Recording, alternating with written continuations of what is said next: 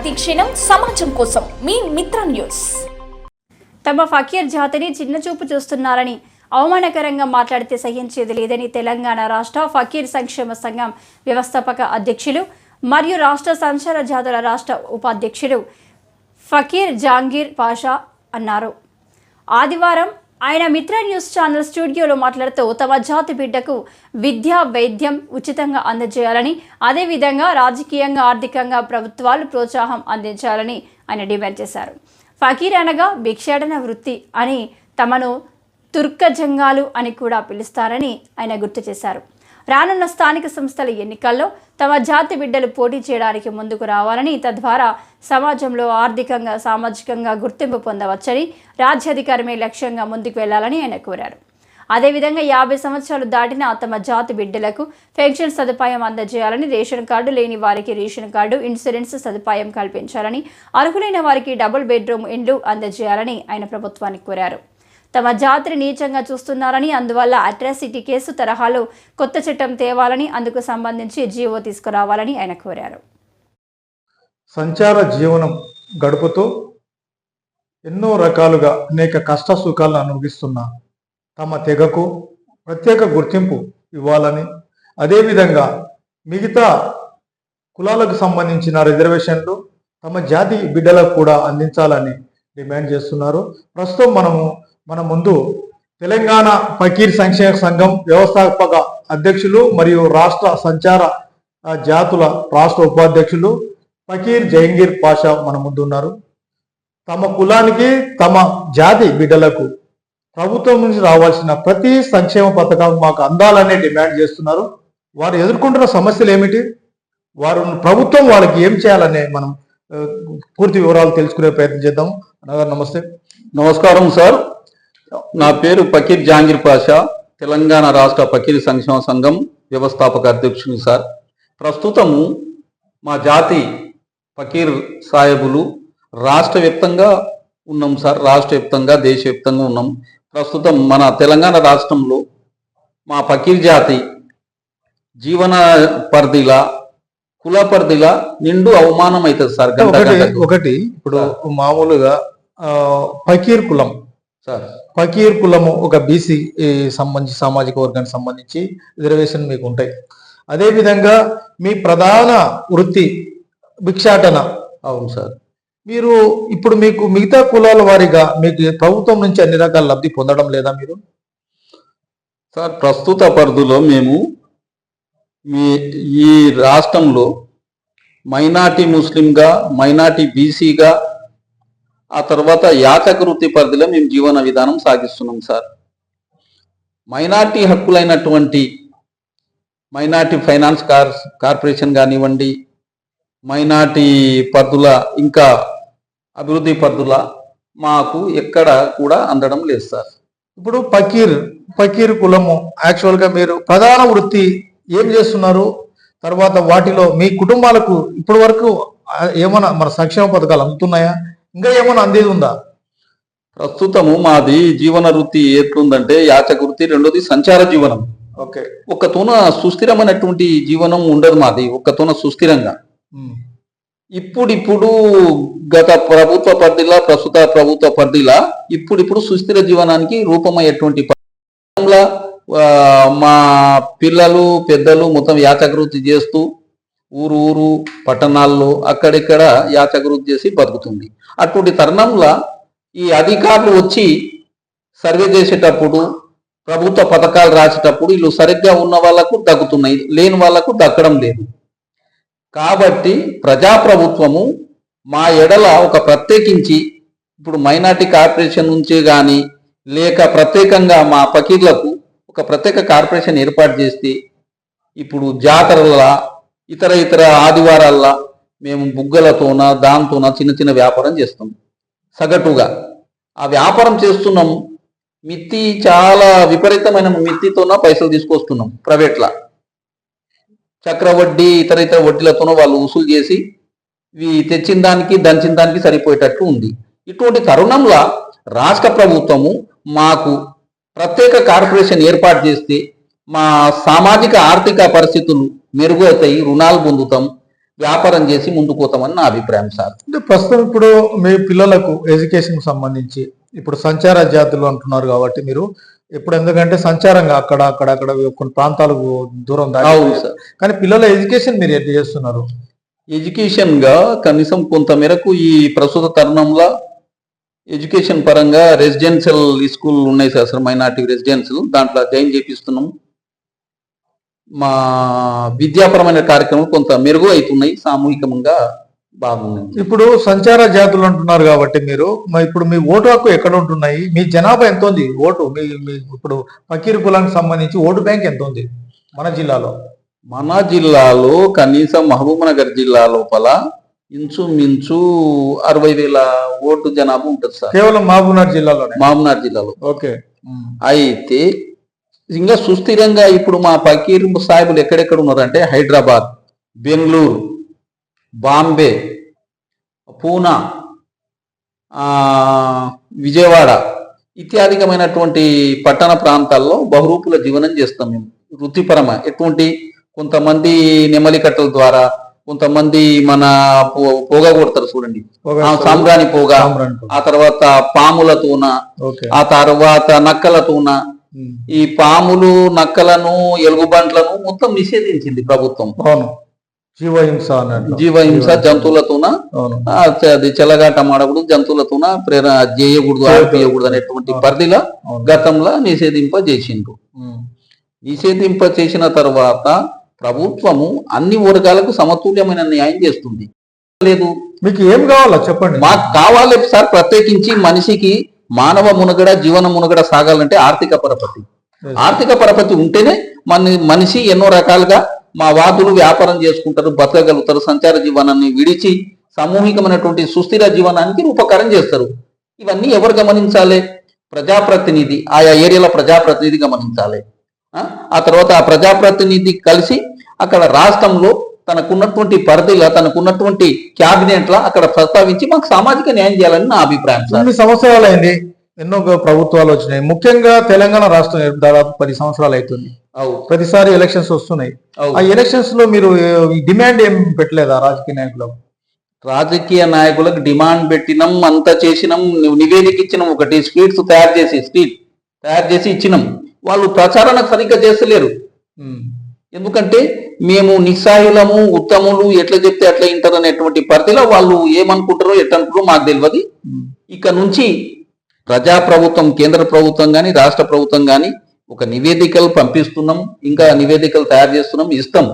మా జాతి కొరకు ఎన్ని రకాలుగా ఏదేది చేయాలో దాని తదుపరి అంశాలపైన చేస్తాం సంసిద్ధంగా. ఇప్పుడు మన ఫకీర్ కులంలో, మీ కులంలో ఇంతవరకు తెలంగాణ రాష్ట్ర వ్యాప్తంగా ఎవరన్నా చట్టసభల్లో అడుగు పెట్టడం కానీ, అంటే ప్రాతినిధ్యం ఒక కౌన్సిలర్ స్థాయి మొదలు పెట్టుకుంటే మొత్తం ఎవరన్నా ఇంతవరకు ఉన్నారా? సార్ మంచి ప్రశ్న వేసిండ్రు మీరు, ఈ ప్రజాస్వామ్య తగ్గ ప్రశ్న వేసిండ్రు. ఇంతవరకు గ్రామ పంచాయతీ మెంబరే లేదు, గ్రామ పంచాయతీ మెంబర్ లేరు, ఎంపీటీసీ లేరు, జడ్పీటీసీ లేరు, ఎమ్మెల్సీ లేరు. ఎమ్మెల్యే ఎవరు ఇస్తారు? కేవలము కింది స్థాయి స్థానిక పరిధిలే ప్రజాప్రతినిధులు లేరు. కారణం అక్కడ ఉన్నటువంటి వాదులు ఏం చేస్తున్నారు? వేరే బీసీల నుంచి ఇతర వాళ్ళే అది చేసుకుంటారు. సబ్జెక్ట్ ఇది బీసీఐ ఎస్సీ ఎస్టీని పక్క పెడితే సార్ 60,000 ఓటు బ్యాంక్ ఉన్న మీరు సార్ ఎందుకు రాజకీయంగా ఎదగలేకపోతున్నారు? మాలో ఉన్న సమైక్యతనం లేదు, మాకు ఆదరించేటోళ్ళు లేరు. సమైక్యంగా కావాలి, ఫస్ట్ సమైక్యంగా కావాలి. సమైక్యంగా అంటే ఒక గ్రూప్ గా కావాలి, ఒక సంఘంగా ఏర్పడాలి, పటిష్టంగా ప్లాట్ఫామ్ మీకు వచ్చిన తర్వాత దశల వారీగా అన్ని కూడా చేసుకుంటే ముందుకు పోతారని నా అభిప్రాయం సార్. ఇప్పుడు కూడా త్వరలో అంటే 1 నెల కావచ్చు, 2 నెలలు కావచ్చు, స్థానిక సంస్థల ఎలక్షన్స్ వస్తున్నాయి. ఈ ఎలక్షన్స్ లో కూడా మీ ఫకీర్ సంఘానికి సంబంధించి ఎవరన్నా ఎలక్షన్ లో పోటీ చేసే అవకాశాలు ఉన్నాయా? కంపల్సరీ ఉన్నాయి సార్. ప్రజాస్వామ్యంలో ప్రతి ఒక్కరి పౌరసత్వం, భారత యొక్క అతి కీలకమైన ప్రజాస్వామ్యం ఇది. కాబట్టి కంపల్సరీ చేస్తాం. రాష్ట్ర వ్యాప్తంగా 33 జిల్లా లోపల మా వంతుగా, మా చిన్నపాటి నాయకత్వంలో మా జాతి అభివృద్ధి కొరకు, మా జాతి ప్రజాప్రతినిధి కావాలనేటువంటి తలంపు మీద ఉన్నాం సార్. ఇప్పుడు నిన్న మొన్న కూడా వేరే కుల సంఘాలలో కూడా స్థానిక సంస్థల్లో వాళ్ళ సత్తా ఏందో చూపించడానికి మొత్తం వాళ్ళ సంఘాలందరినీ మా సంఘం, మా కుల జాతి వాళ్ళకి టికెట్ ఇవ్వాలన్నట్లుగా ప్రతి కులం వాళ్ళు రాజకీయ నాయకులను ఇటు అధికారులను రాజకీయ నాయకులు డిమాండ్ చేసేట్లు సమావేశాలు ఏర్పాటు చేస్తున్నారు. మీ ఫకీర్ సంఘం నుంచి కూడా ఏమైనా చేసే అవకాశాలు ఉన్నాయా? మా సంఘం నుంచి కూడా 100% చేస్తాము. మా జాతివాదులను ప్రేరణ చేస్తాము. సామాజిక పరిధిలో సామాజిక నైపుణ్యతను మేము ట్రైన్ దశల వారీగా కనీసము రాష్ట్రంలో జిల్లా హెడ్ క్వార్టర్ మహబూబ్నగర్ జిల్లా హెడ్ క్వార్టర్ ఉంది ఉదాహరణకు. ఈ జిల్లా హెడ్ క్వార్టర్లో వాళ్ళకి శిక్షణ శిబిరం ఏర్పాటు చేస్తాం. ఒక మంచి సామాజిక ప్రొఫెసర్ని తెచ్చి వారికి సామాజిక కర్తవ్యం ఏంది, సామాజిక బాధ్యత ఏంది అనేటువంటి రీతిన ప్రజాప్రతినిధి యొక్క లక్షణం, ప్రజాప్రతినిధి యొక్క ధర్మం అన్ని కూడా ఆ ట్రైనింగ్లో నేర్పి రేపు సంసిద్ధంగా తయారవుతాం సార్. ఇప్పుడు మీ కులవృత్తిని కాపాడుకోవడానికి సార్ ప్రభుత్వం ఏమి చేయాలి? మీకు సంక్షేమ పథకాలు మా కులవృత్తిని కాపాడుకోనికే రాష్ట్ర ప్రభుత్వం కానీ కేంద్ర ప్రభుత్వం కానీ మాకు ఒకటి ఆ కులవృత్తి చెయ్యకుండా ఇప్పుడు మా బీసీ ప్రత్యేక కార్పొరేషన్ ఏర్పాటు చేయాలి. కార్పొరేషన్ ఏర్పాటు చేస్తే మా జాతివాదులు చిన్న చిన్న వ్యాపారం చేసుకుంటారు. ఉదాహరణకు ఇప్పుడు మన్యంకొండ ఉంది మన మహబూబ్నగర్ జిల్లాలో పేరుగాంచినటువంటి చరిత్రాత్మక శైవ క్షేత్రం ఉంది. అక్కడ పోయి దందా చేసుకుంటారు. 15 దినాలు దందా చేస్తారు. 15 దినాలు దందా చేస్తే పెద్ద జాతర అది మన్యంకొండది. జాతర చేసుకొని కనీసం దాంట్లో అంతో ఇంతో మిగులుతాయి, జీవనోపాధికి అవుతుంది. ఆ తర్వాత అట్లే కనీసం ఆదివారం పూట చిన్నపిల్లలు ఆడుకునేటువంటి వస్తువులు ఇతర వస్తువులు దందా చేసుకుని తిరుగుతారు ప్రధానమైన వీధుల్లా.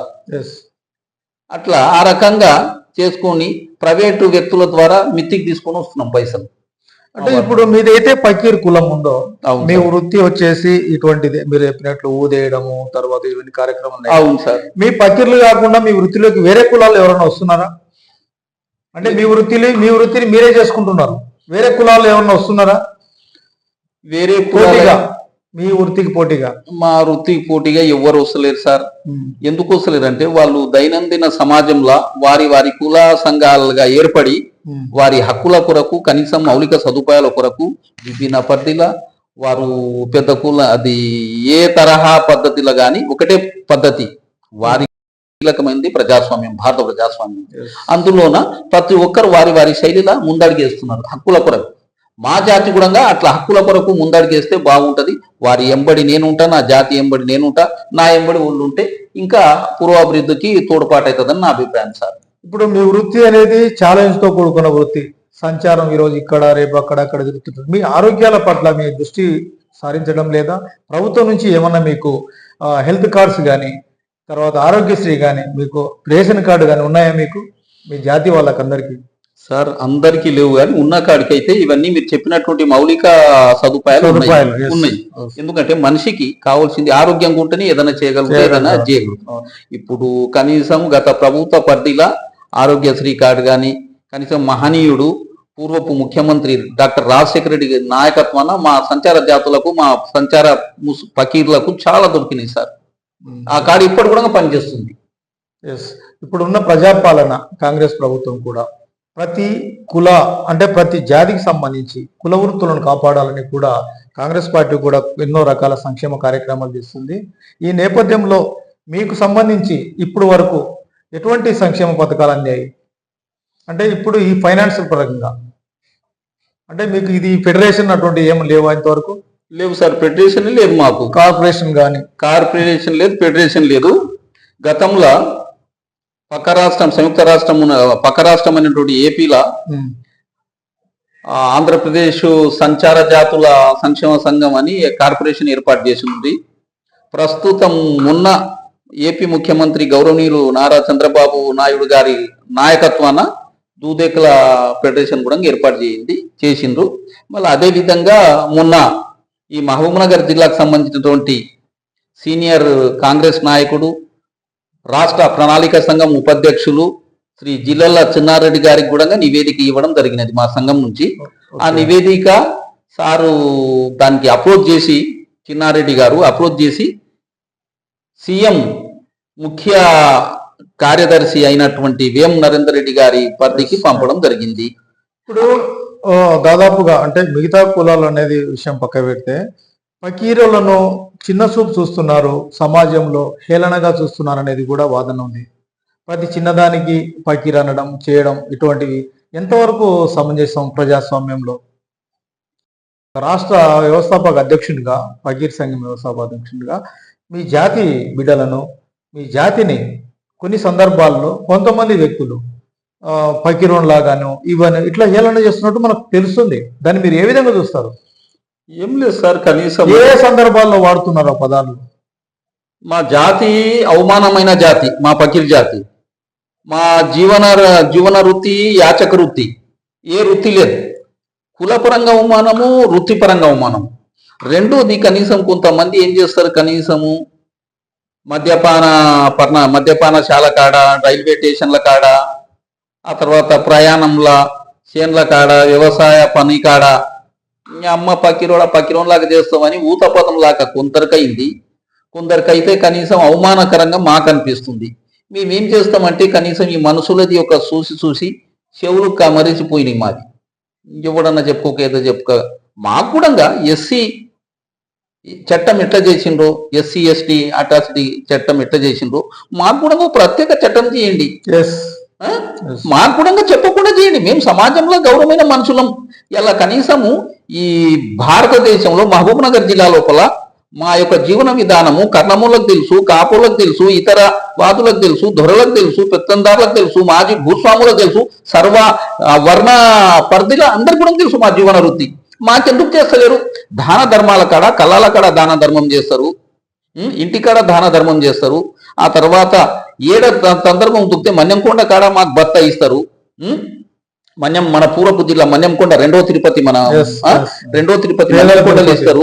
మన్యంకొండ, మన కొల్లాపూర్ అది సింగోటము, గంగాపురం జడ్చల, గంగాపురం కురుమూర్తి, ఇవన్నీ పరమ పుణ్యక్షేత్రాల కాడ అన్ని దివ్యమంగళకరమైనటువంటి ధర్మాలు చేస్తారు. రాజకీయ ధర్మం ఎందుకు చేస్తలేరు? రాజకీయ పద్ధతిలో ఎందుకు ఆలోచన వస్తలేదు మా పైన? ఇలా కాంగ్రెస్ పార్టీలా కనీసము ప్రతి ఒక్కరూ పూర్వపు సిద్ధాంత పరంగా ఉన్నటువంటి మైనార్టీ ముస్లిం పెద్దలు ఉన్నారు. వాళ్ళకు అనుసరించి ఇచ్చేటప్పుడు మాది ఎందుకు ఆలోచన చేస్తలేరు? ఈ ఫకీరు, దూదేకుల, కురసి ఇత్యాదికమైనటువంటి అనగారిన ముస్లింలము, దళిత ముస్లింలము మాకెందుకు ఆలోచన వస్తలేదు? మీకు ఇన్ని ప్రోగ్రామ్ ఇస్తున్నారు. వాళ్ళకు రాష్ట్ర కమిటీల వక్ఫ్ బోర్డులో ఇస్తున్నారు, రాష్ట్ర కమిటీల ఫైనాన్స్ కార్పొరేషన్ చైర్మన్ గా ఇస్తున్నారు, మైనార్టీ ఫైనాన్స్ కార్పొరేషన్ చైర్మన్ గా అన్ని ఇస్తున్నారు. మాకెందుకు ఇస్తలేరు? మాకు దర్య బుద్ధి అయితే లేదా మీకు ఇయనికే? లేకపోతే తోస్తలేదా? ఎందుకు ఈ విపక్ష? కనీసం ఒక ఆధ్యాత్మిక సమావేశంలో అందరం సమానమే అంటారు. ఎక్కడ ఉంది సమానత్వం? మేము మొదటి నుంచి బీసీలం. అయితే మీకు వివక్ష సంబంధించి ఎందుకు ప్రశ్న చేసినామంటే, ప్రస్తుతం ఇప్పుడు ఆంధ్రప్రదేశ్ రాష్ట్రంలో నాయ బ్రాహ్మణ మంగళి, అవును సార్, వారిని కులం పేరుతో తిడితే ఇప్పుడు అట్రాసిటీ కేసు లాంటి ఒక జీవో చట్టం తేవడం జరిగింది. అటువంటి చట్టాలు ఫకీర్ అనే పదం వాడి హేళన ఇన్సల్ట్ చేస్తే మీకు చట్టాలు ఎందుకు రాకూడదని ప్రభుత్వాన్ని డిమాండ్ చేసే సందర్భాలు లేవా? ఉన్నాయి సార్. ఎందుకంటే కనీసం మేము చిన్న సంఘంగా భావిస్తున్నాం. మేము మా పరిధిలా ఈ ఇత్యాధికంగా సబ్బండ కులాలను మద్దతు తీసుకొని ఇవి ఏమైతే నివేదికలు ఇచ్చినామో రాష్ట్ర ప్రభుత్వానికి, కేంద్ర ప్రభుత్వానికి, దాన్ని కొంత గడువు చూసిన తర్వాత తదుపరి ఆలోచన విధానము సబ్బండ సంఘాల ప్రతినిధుల పరిధిలా, పెద్ద పెద్ద సంఘాలు ఉన్నాయి, చాలా మంచి సంఘాలు ఉన్నాయి.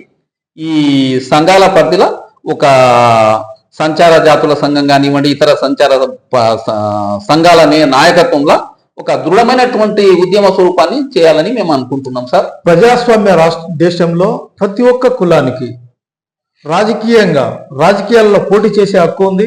మన రైట్స్, మన హక్కులను సాధించుకునే మనకు అవకాశం ఉంది. ఈ నేపథ్యంలో మీరు రాజకీయంగా ఎదగడానికి మీతోనే స్టార్ట్ కావచ్చు కదా. మీరు రేపు ఎన్నికల్లో మీ ద్వారా రేపు రాబోయే యూత్ కు, ఫకీర్ జాతిలో ఉంటున్న బిడ్డలకు రాజకీయంగా ఎదగడానికి మీరు ఏం సందేశం ఇస్తారో చెప్పండి. ఒకటే సందేశం ఇస్తున్నాం సార్. ఒకటే, నాకున్నటువంటి సామాజిక నాయకత్వంలో ఫకీర్ కాకుండా మంచి సామూహికమైనటువంటి అడుగేయాలి. మన హక్కుల కొరకు మీతో నేనుంటా, నాతో మీరుండండి, కలిసి సాధిద్దాము, కలిసి నడుచుదాము. మన హక్కుల కొరకు ఎన్ని పరిధులైనా, ఎన్ని కష్టాలైనా మన నైతిక హక్కులుగా, నైతిక సామాజిక బాధ్యతగా నా జాతివాదులందరూ కూడా ఏకం కావాలని ఈ సందర్భంగా రెండు చేతులు ఇచ్చి ప్రార్థన చేస్తున్నా. అందరం కలిసి ఉంటేనే కలదు సుఖం, కలిసి ఉంటేనే సామాజిక హక్కులకు రూపకల్పన అవుతుందని నా అభిప్రాయం సార్. ఇది ఫకీర్ జాతి బిడ్డలకు సామాజికంగా, ఆర్థికంగా గుర్తింపు రావాలని ప్రభుత్వాన్ని డిమాండ్ చేస్తున్నారు. ఎంవి రమణ, మిత్ర న్యూస్ ఛానల్ నుండి, మహబూబ్ నగర్.